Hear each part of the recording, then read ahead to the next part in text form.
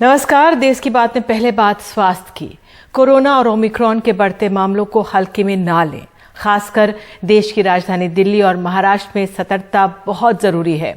मुंबई में तो धारा 144 15 जनवरी तक आज से लगा दी गई है, लेकिन दिल्ली में ऐसा नहीं है। दिल्ली में ओमिक्रॉन का कम्युनिटी ट्रांसमिशन या सामुदायिक संक्रमण कहें बताया जा रहा है। देश भर में ओमिक्रॉन के 1300 मामले सामने आए, इनमें से 60% दिल्ली और महाराष्ट्र से हैं।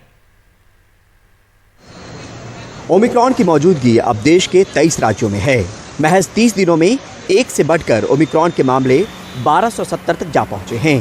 स्वास्थ्य मंत्रालय के सूत्रों के मुताबिक 12 दिसंबर से अब तक की गई जीनोम सीक्वेंसिंग में 18% सैंपल में ओमिक्रॉन वेरिएंट की मौजूदगी है। दिल्ली की कम्युनिटी से आए 50% सैंपलों में ओमिक्रॉन वेरिएंट पाया गया है। दिल्ली में ओमिक्रॉन वेरिएंट का कम्युनिटी ट्रांसमिशन है। मुंबई की कम्युनिटी में इसके असर और मौजूदगी का आकलन अब भी चल रहा है। इस महीने करीब 16,000 पॉजिटिव सैंपल्स का जीनोम सीक्वेंसिंग किया गया। सभी बड़े महानगरों के अलावा हैदराबाद के भी सभी पॉजिटिव सैंपलों को जीनोम सीक्वेंसिंग के लिए भेजा जा रहा है, जिससे पता चल सके कि आखिर कौन सा वेरिएंट मामले बढ़ा रहा है। पुराना वेरिएंट 8 से 9 दिनों में कोरोना के मामले दुगुना कर रहा था, पर ओमिक्रॉन की दुगुना करने की क्षमता 2 से 3 दिनों में ही है। कोरोना के मामले घटकर एक बार फिर बढ़ने लगे हैं। बुधवार को देश में 9,000, गुरुवार को 13,000, तो शुक्रवार को कोरोना के 16,000 के आसपास मामले आए हैं। इशारा साफ है, ये तीसरी लहर की दस्तक है और मामले कहां जाकर रुकेंगे पता नहीं। लिहाजा सावधानी में ही सुरक्षा है। नई दिल्ली से परिमल कुमार, एनडीटीवी इंडिया। और इस पर कुछ और जानकारी दे रहे हमारे सहयोगी परिमल कुमार। 30 दिनों के भीतर भारत में ओमिक्रॉन के करीब 1300 मामले सामने में निकल कर आए हैं और अब जब स्वास्थ्य मंत्रालय के सूत्रों की तरफ से जानकारी मिल रही है, उसके मुताबिक जितनी जीनोम सीक्वेंसिंग की गई उसमें 18% सैंपल में ओमिक्रॉन की मौजूदगी मिली है। और ये जीनोम सीक्वेंसिंग का जो डेटा है वो 12-13 दिसंबर के आसपास जितनी जीनोम सीक्वेंसिंग की गई है उस आधार पर ये जानकारी मिली है। साथ में ये भी बताया गया कि दिल्ली में कम्युनिटी से जो सैंपल आ रहे थे, पॉजिटिव सैंपल आ रहे थे, उसमें 50% सैंपल में ओमिक्रॉन की मौजूदगी है। यानी कम्युनिटी वाला सैंपल वो सैंपल होता है जिनकी कोई फॉरेन ट्रैवल हिस्ट्री नहीं होती है, लेकिन उनमें ओमिक्रॉन की मौजूदगी मिल रही है। और सीधे तौर पे सूत्र ये भी बता रहे हैं कि दिल्ली में ओमिक्रॉन का कम्युनिटी ट्रांसमिशन है, जहाँ पे ये पता नहीं चल पा रहा है कि आखिर उनमें ये वेरिएंट आया कहाँ से। अब जब केंद्रीय स्वास्थ्य मंत्रालय ये भी कह रहा है कि जो बड़े बड़े मेट्रोपॉलिटन सिटी हैं और साथ में हैदराबाद, उसके जितने भी पॉजिटिव सैंपल्स हैं कोरोना के, सबको जीनोम सीक्वेंसिंग के लिए भेजा जा रहा है। साथ में ये भी कहा जा रहा है कि जितने मामले अब तक आए हैं ओमिक्रॉन के, और उसको लेकर जो है उसका पूरी तरीके से हर मामले को बारीकी से देखी जा रही है और उसको देखा जा रहा है कि वो कहाँ से ट्रैवल हिस्ट्री है या उसकी जानकारी को लेके, क्योंकि ये जानकारी बहुत अहम हो जाती है आने वाले वक्त को लेके, तय करने को लेके। मुंबई को लेके ये कहा जा रहा है कि वहाँ भी मामले ज़रूर ज़्यादा आ रहे हैं, लेकिन कम्युनिटी में इसका स्प्रेड कितना है इसको लेकर अब तक आकलन नहीं हुआ है। वो आकलन का काम जो है वो फिलहाल चल रहा है। डबलिंग रेट की बात करें, डबलिंग रेट वो होता है जिसमें मामले डबल होते हैं। पुराने वेरिएंट में 8 से 9 दिन लग रहे थे मामले डबल होने में, ओमिक्रॉन में 2 से 3 दिनों में मामले डबल हो रहे हैं। तो ये भी एक चिंता का विषय है और ये तमाम चीज़ें जो है वो उस पर नज़र ज़रूर है। लेकिन अब ये तीसरी लहर की दस्तक है एक तरीके से। वो इसलिए भी है कि हमने देखा कि पहली लहर में करीब 90,000 से ज़्यादा मामले हुए थे। जब वो गिर के आया तो 9,000 के आसपास आया। उसके बाद 9,000 से मामले उठने शुरू हुए और दूसरी लहर में हमने देखा कि 4 लाख से ज़्यादा मामले रिपोर्ट हो रहे थे रोजाना। वो जब गिर के आया तो करीब 6,000 के पास मामले गिरे और बीते 3 दिनों से 9,000, 13,000 और 16,000 कोरोना के मामले देश में आ रहे हैं। किस तरीके से कोरोना फिर से पांव पसार रहा है और इसमें लोगों को एहतियात बरतने की ज़रूरत है, क्योंकि सावधानी में ही सुरक्षा है।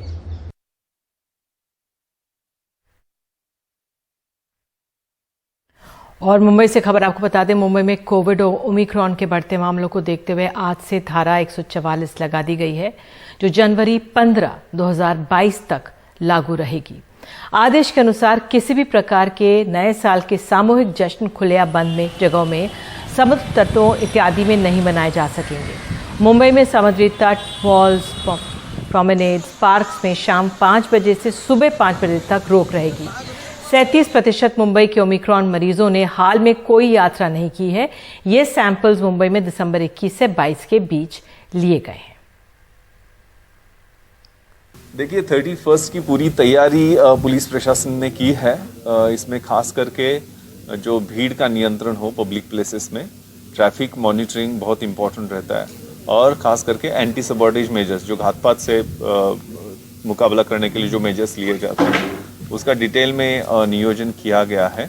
इसमें खास करके कोविड की गाइडलाइंस, नए गाइडलाइन जो आई है उसका इम्प्लीमेंटेशन करने के लिए मुंबई महानगर पालिका के साथ पुलिस की पथक भी तैनात रहेंगे। भीड़ नहीं करनी है, घर में ही सेलिब्रेशन को ही मनाई है क्योंकि होटल, जो भी पब्लिक प्लेसेस है या जो भी रूफटॉप्स है, बोट्स है, इस पे जो सेलिब्रेशन है उसको पूरी तरह से पाबंदी है। इसकी वजह से लोगों ने डिसाइड किया है कि घर में रह के शांति से, डिसिप्लिन से इस बार नए साल का हम स्वागत करेंगे।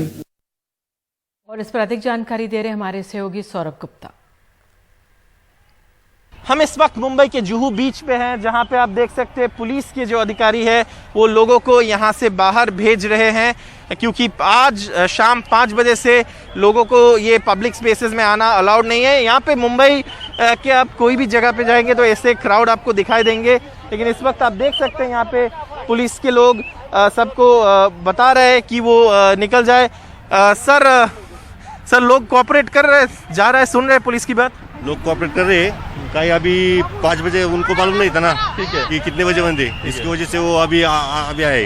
ठीक है, ओके। सर आपसे जानना चाहेंगे, आप क्या यहाँ पे 31 का शाम मनाने आए थे? आए तो थे लेकिन अभी तो भगा रहे हैं ना यहाँ से। कोविड के केसेस बढ़ रहे हैं इसलिए भगा रहे हैं। आप लोगों को क्या लगता है, ऐसे मतलब बीच में इतना क्राउड होने से बढ़ सकता है?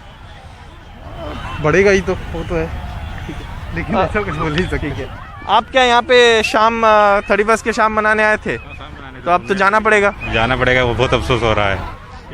लेकिन केसेस कम होंगे तो शहर के लिए अच्छा है, लेकिन यहाँ पे इतना क्राउड भी है। क्राउड तो ज़्यादा, पब्लिक ज़्यादा भी, क्या कोरोना फैला है, तीसरा लहर है, तो इसलिए सब सेफ्टी के लिए कर रहे हैं। बाकी तो अच्छा ही, सेफ्टी के लिए करेंगे तो बेटर ही है, और क्या कर सकते हैं। आप देख सकते हैं यहाँ पे पुलिस के लोग कैसे लोगों को बता रहे हैं, जो तस्वीरें खींच रहे, जो सेल्फी ले रहे, कि आप यहाँ से इस वक्त चले जाइए। 5 बजे से आज जो है जो ये रिस्ट्रिक्शंस है वो लग चुके हैं, लेकिन यहाँ पे आप देख सकते हैं पुलिस के लोग सबको वापस जाने बोल रहे हैं और धीरे धीरे आप देख सकते हैं बीच भी क्लियर हो रहा है। ये शाम के वक्त है, यहाँ पे बहुत लोग शाम को सनसेट देखने आते हैं जुहू बीच में, लेकिन पुलिस के यहाँ पे अधिकारी है जो लोगों को बता रहे हैं कि आज शाम से ये यहाँ पे लोग को अलाउ नहीं किया जाएगा और लोग भी यहाँ से हट रहे हैं पुलिस से। अब तक तो जितना दिखाई दे रहा है कोऑपरेट कर रहे हैं। कैमरा पर्सन संजय मंडल के साथ मुंबई के जुहू बीच से सौरभ गुप्ता, एनडीटीवी इंडिया।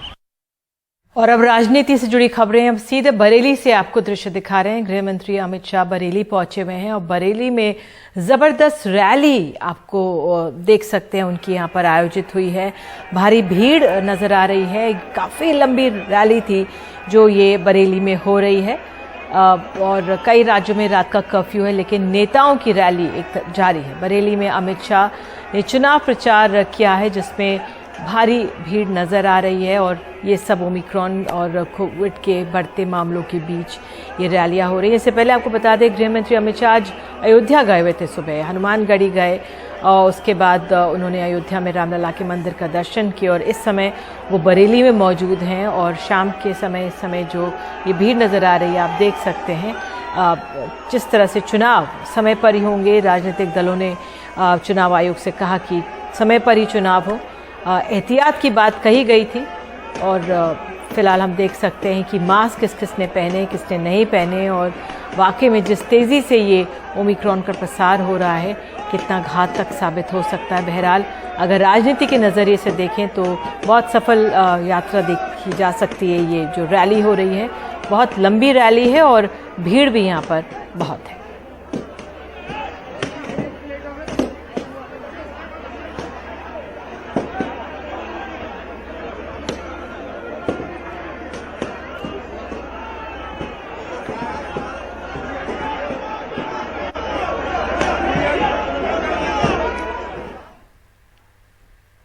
और आपको बता दें, समाजवादी पार्टी के अध्यक्ष अखिलेश यादव ने अपने नेता पुष्पराज जैन पर आयकर विभाग के छापों को लेकर बीजेपी पर तीखा हमला बोला है। कन्नौज पहुंचे अखिलेश यादव ने कहा है कि जब बीजेपी नेताओं को यूपी में कार्यक्रम होता है तो आयकर विभाग की टीम साथ आती है। 2 हफ्ते से लगातार समाजवादी पार्टी से जुड़े लोगों पर छापे पड़ रहे हैं। उन्होंने कहा कि एजेंसियों को निर्देश देकर छापे डलवाए जा रहे हैं। अखिलेश यादव ने एक बार फिर से दोहराया कि पीयूष जैन के घर छापेमारी से समाजवादी पार्टी का कोई रिश्ता नहीं है। उन्होंने समाजवादी पार्टी इत्र बनाने वाले पुष्पराज जैन पर आज छापे कहा कि इसलिए मारे गए क्योंकि पहले गलती से किसी और पर रेड पड़ गई थी। निष्पक्षता दिखाने के लिए अब कार्रवाई हो रही है। और हमारे सहयोगी कमाल खान ने बात की है अखिलेश यादव से। उस दिन जब कन्नौज में पुष्पराज जैन यानी पंपी जैन के यहाँ पे समाजवादी पार्टी के जो एमएलसी हैं रेड हो रही है, अखिलेश यादव यहाँ पे मौजूद हैं, समाजवादी पार्टी के अध्यक्ष। उन्होंने एक प्रेस कॉन्फ्रेंस की है, ज़बरदस्त आरोप बीजेपी के ऊपर लगाए हैं। आपने ये जो कहा कि हमने छोटे दलों से अलायंस किया है, वो जो हैं ये सरकारी एजेंसियों से करके चुनाव लड़ रहे हैं, इसका मतलब क्या?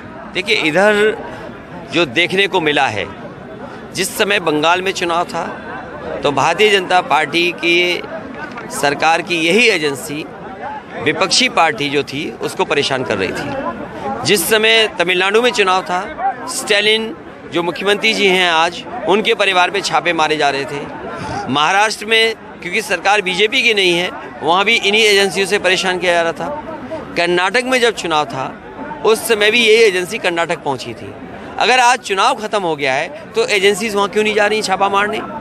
उत्तर प्रदेश में चुनाव है क्योंकि जनता का जो समर्थन दिखाई दे रहा है, जनता ने मन बनाया है कि भारतीय जनता पार्टी को हटाएंगे क्योंकि इनके पास किसान की आय दोगुनी हुई कि नहीं हुई उसका कोई जवाब नहीं है, महंगाई का जवाब नहीं है, नौकरी रोजगार का जवाब नहीं है, और जो निवेश के लिए बड़े बड़े आयोजन हुए थे उसका कोई जवाब नहीं है। जिस तरीके से कोरोना में इनकी पोल खुल गई उसका कोई जवाब नहीं है। जो इनके सहयोगी दल थे वो दल आज उनको छोड़ के जा रहे हैं। इनके जो सहयोगी दल हैं वो इनको धमकी दे रहे हैं। क्या लखनऊ का नज़ारा वो लोगों ने नहीं देखा कि जहाँ पर निषाद समाज के लोगों को, केवट समाज के लोगों को, बादल समाज के लोगों को, कश्यप समाज के लोगों को बुलाया गया वहाँ पर और उन्हें भरोसा ये दिलाया गया था कि आपको आरक्षण मिलेगा। जब उनके आरक्षण की बात नहीं हुई तो सबके सामने उन्होंने कहा कि आरक्षण नहीं तो वोट नहीं। वो धमकी दे करके गए भारतीय जनता पार्टी, क्योंकि भारतीय जनता पार्टी का हर वादा जुमला निकला है, उनके विकास के विज्ञापन झूठे हैं। तो जब ये देखते हैं भारतीय जनता पार्टी के लोग कि उनकी रैलियों में लोग नहीं आ रहे हैं और रैलियों के लिए भी है, उन्हें जिलाधिकारी, वहाँ के प्रशासन के लोग, पुलिस, लेखपाल से लेकर के सब अधिकारी जब लगते हैं तब जाकर के भीड़ जुटा पाते हैं और जब भाषण उनका शुरू होता है उनके नेताओं का तो जनता जाने लगती है।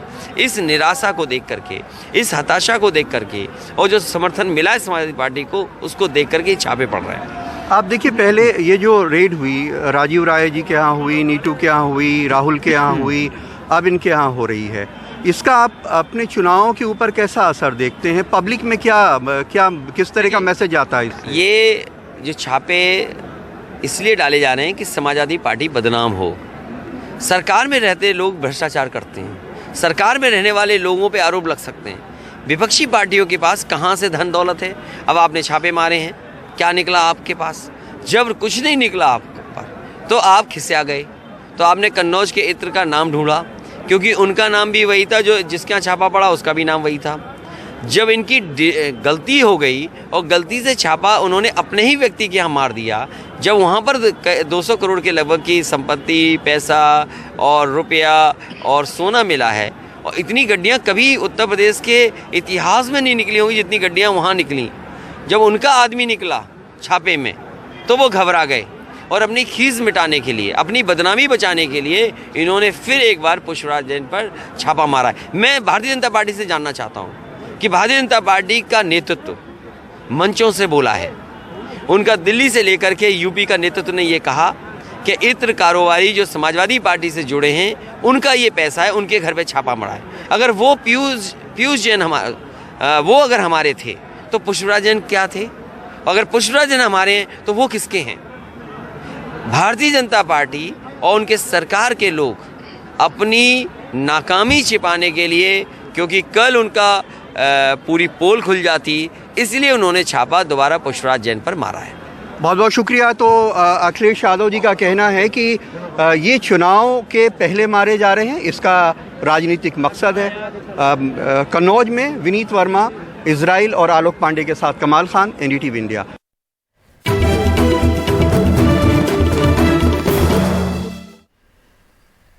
देश की बात में खबर है अब बिहार से। बिहार में इन दिनों सारे पार्क और सार्वजनिक स्थलों पर ओमिक्रॉन के बढ़ते मामलों के मद्देनजर रविवार तक बंद कर दिया गया है।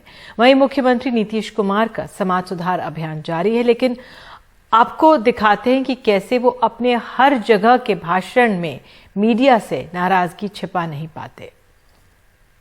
ये मीडिया वाले किधर जा रहे हैं? आप लोगों को समाज सुधार अभियान से नफरत है। अगर नफरत है तो यहां से चले जाइए बाहर। आप ये कौन सा काम कर रहे हैं? कौन क्या बोलता है बोलने दीजिए। हम तो आपको बता दिए कि समाज को नहीं जानते हैं। ये आदमी का जो स्वभाव है 100% ठीक हो सकता है, कभी 100% ठीक नहीं हो सकता।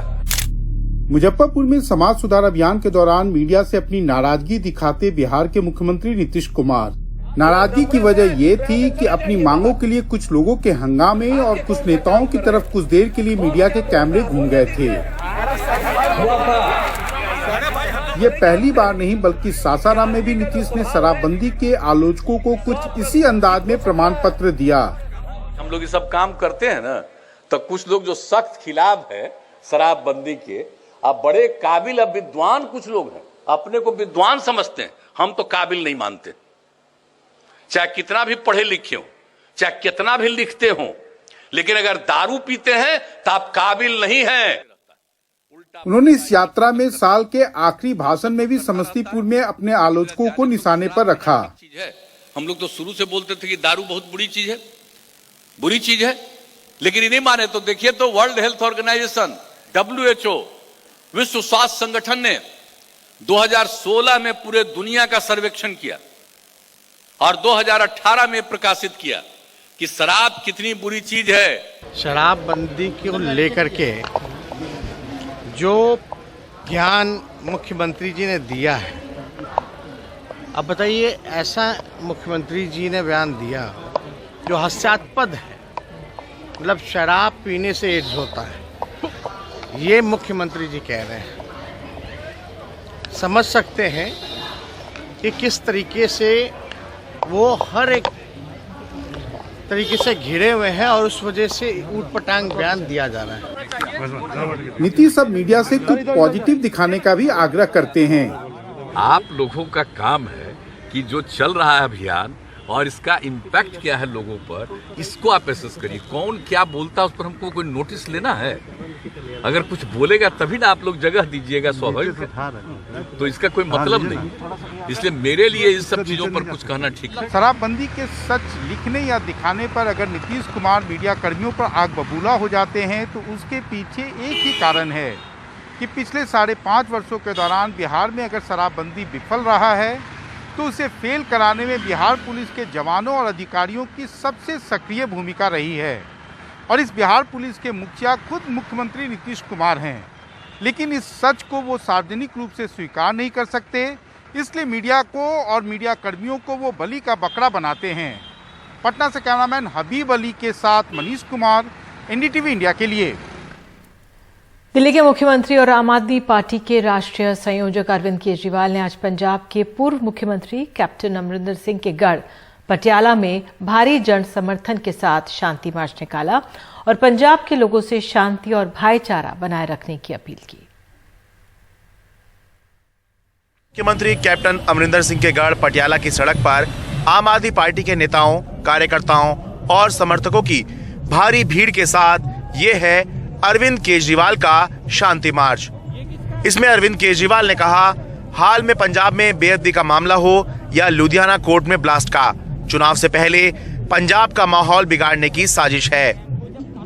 पंजाब के 3 करोड़ पंजाबियों को इकट्ठा होना पड़ेगा और आज मुझे बड़ी खुशी है इतने हजारों दूर तक नेता दिखाई दे रहे हैं, झंडे झंडे दिखाई दे रहे हैं।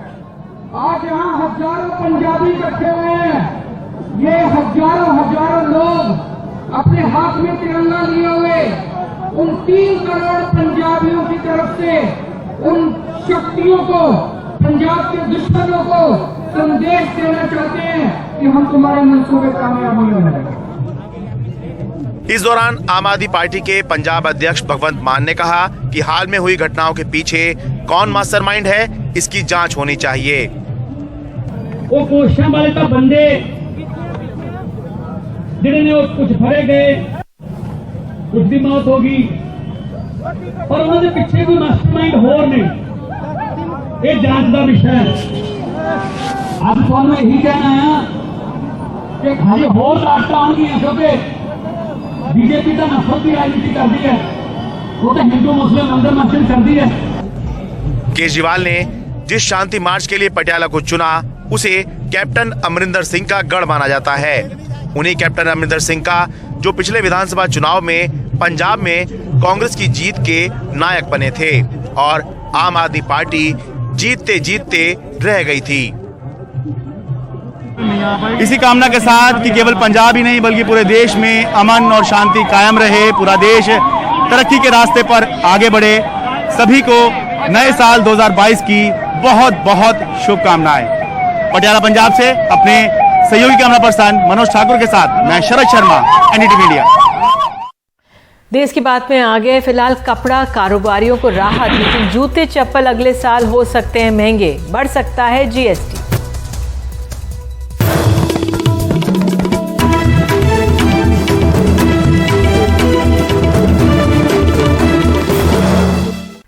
पिछले दिनों देश के कई राज्यों में 2 चीनी मोबाइल कंपनियों के यहां डाले गए छापों में आयकर विभाग ने बहुत सारी अनियमितताएं पाई हैं।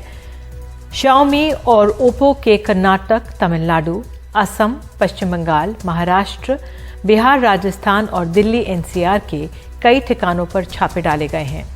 सूत्रों के अनुसार इन कंपनियों पर 1000 करोड़ के ऊपर का जुर्माना हो सकता है। ये बात भी सामने आ रही है कि इन्होंने 5500 करोड़ रुपए की सीमेंटेंस रॉयल्टी के नाम पर भेजी है, रेमिटेंस रॉयल्टी के नाम पर भेजी है।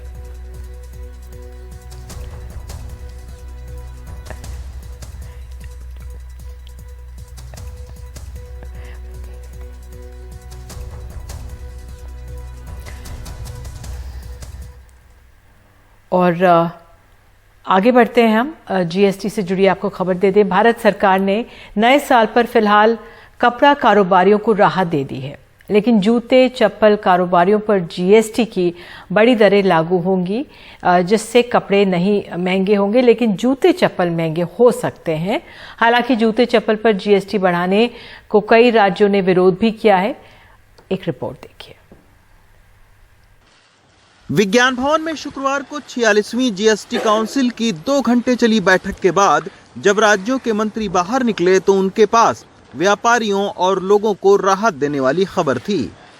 फैब्रिक पर टेक्सटाइल सेक्टर में जो रेट जो है जीएसटी की रेट 5% से 12% की गई थी, उस डिसीजन को डेफर कर दिया गया है, कल से लागू नहीं होगा। हालांकि वित्त मंत्री निर्मला सीतारमण ने साफ किया है कि कपड़े पर जीएसटी बढ़ाने के विषय पर ही इस बैठक में चर्चा हुई। जूते चप्पल पर जीएसटी बढ़ाने के मामले पर कोई चर्चा नहीं की गई।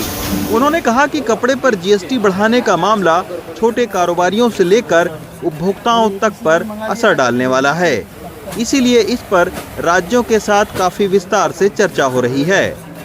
There is a committee which is looking into rate rationalization, and it was decided today in the emergency meeting that textile again will be also put to the committee to review it along with the other items which they are anyway now reviewing. And the decision of the committee was that, one, it will go to that rate rationalization committee to also include textile in their review and submit a report by February. इस फैसले से कपड़ा कारोबार से जुड़े लोगों को कुछ समय के लिए तो राहत मिल गई है, लेकिन जूते चप्पल के छोटे और मझोले कारोबारी इससे निराश हैं।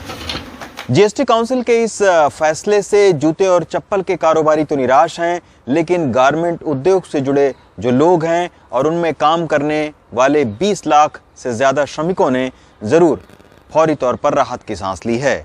अब उनकी निगाहें अगले साल फरवरी के अंत या मार्च में होने वाली जीएसटी काउंसिल की बैठक पर लगी रहेंगी। दिल्ली से रवीश रंजन शुक्ला, एनडीटीवी इंडिया। और देश की बातें आगे खबर दिखाएंगे आपको कर्नाटक से। यहाँ पर मंदिरों को लेकर कांग्रेस बीजेपी क्यों है आमने सामने, बताएंगे।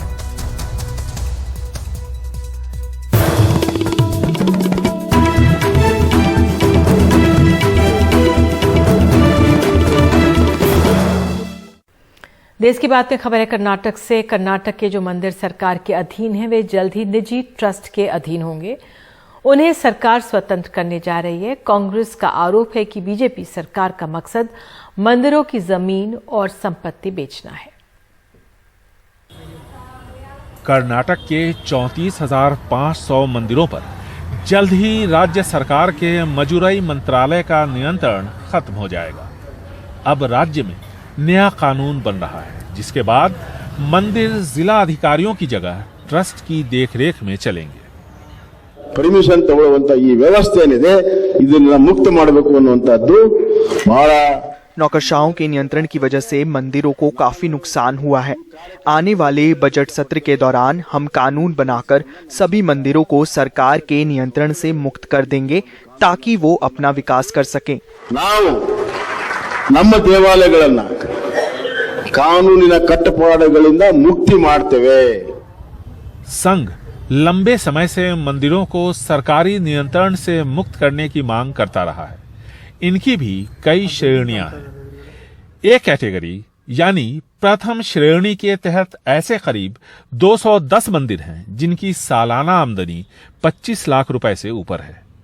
बी कैटेगरी में करीब 140 ऐसे मंदिर हैं जिनकी सालाना आमदनी 5 लाख से 25 लाख रुपए के बीच है।